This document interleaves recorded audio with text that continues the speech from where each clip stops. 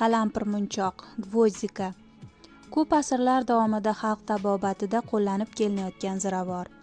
Qalampirmunchoq dunyo bo'ylab ziravor sifatida keng qo'llaniladi. Shu bilan birga shifobaxsh maqsadlarda ham ishlatiladi. Qalampirmunchoq foydalari. Qalampirmunchoq inson organizmi uchun foydali bo'lgan ko'plab modda va birikmalarni o'z ichiga oladi. Evgenol. Qalampirmunchoqning asosiy faol moddasi bo'lgan xushbo'y modda. U kuchli antiseptik va yallig'lanishga qarshi xususiyatlarga ega. Shuningdek, mikrob va bakteriyalarga qarshi samarali kurashadi. Fenol birikmalari.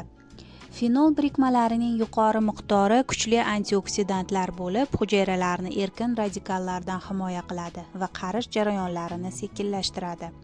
Minerallar.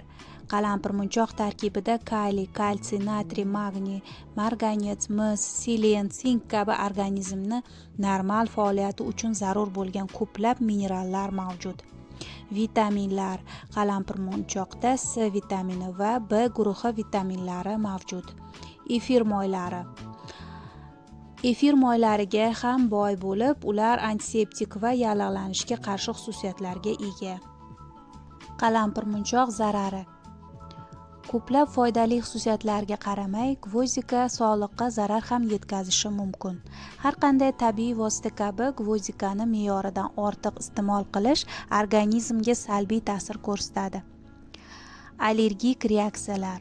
Ayrim odamlarda gvozdikaga kuchli allergiya rivojlanishi mumkin. Hazm tizimi bilan bog'liq muammolar.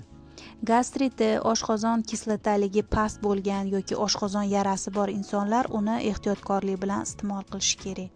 Nazoratsiz ravishda, ayniqsa damlama yoki nastoyka shaklida qabul qilinsa, og'iz va tomoq shilliq qavati jiddiy zarar ko'rishi mumkin. Erta tug'ruq xavfi. Homilador ayollar qalampirmunchoqqa alohida ehtiyot bo'lishlari zarur. U organizmni tonusga keltiradi va tug'ruqni barvaqt boshlab yuborishi mumkin. Bosh og'rig'i. Qalampirmunchoqning o'tkir hidi bosh og'rig'ini qo'zg'atishi mumkin. Qo'llashga qarshi ko'rsatmalar. Oshqozon kasalliklari, homiladorlik, allergiya, shuningdek qalampirmunchoqni 7 yoshgacha bo'lgan bolalarga va yoshi ulug' insonlarga berish tavsiya etilmaydi. Qalampirmunchoqni xalq tabobatida quyidagicha qo'llash mumkin. Og'riq qoldirishiga qarshi. Qalampirmunchoq og'riq qoldiruvchi xususiyatga ega. Uning moyi tish og'rig'i yoki bosh og'rig'ida qo'llaniladi. Ayrimlar gvozdikani to'g'ridan to'g'ri og'riyotgan tishga qo'yadi. Antiseptik xususiyatlari tufayli og'izdan yoqimsiz hidni yo'qotadi. G'unchani 1-2 daqiqa chaynab, yutib yubormaslik kifoya. Shuningdek, gingivit va parodontitda foydali. Hazm muammolarini bartaraf etishda. Qalampirmunchoq ichakda gaz to'planishini, dispepsiyani kamaytiradi. U oshqozon shirasi ajralishini rag'batlantirib, ovqat hazmini tezlashtiradi. Shamollash va yallig'lanishlarda. Qalampirmunchoq kuchli antiseptik va yallig'lanishga qarshi ta'sirga ega. Xalq tabobatida shamollash, gripp, yo'talda shamollash oldini olish uchun yashil choyga 1-2 qalampirmunchoq g'unchasi qo'shish mumkin. Qalampirmunchoqdan qanday foydalaniladi? Hazmni yaxshilash uchun qalampirmunchoqli choy. 1 stakan qaynoq suvga 2-3 ta dona qalampirmunchoq solib 10-15 daqiqa damlanadi. Asal yoki limon qo'shib ovqatdan keyin iliq holda ichiladi. Immunitetni mustahkamlash uchun nastoyka. Shifokor ruxsati bilan qabul qilish mumkin. 10-15 ta gvozdikani 100 mg spirt yoki aroq bilan nastoyka qilinadi. 1 stakan suvga 10-15 tomchi solib kuniga 1 marta ichish mumkin. Avval 5-7 tomchidan boshlanadi. Agar allergiya reaksiyasi bo'lmasa, 10-15 tomchiga chiqsa bo'ladi.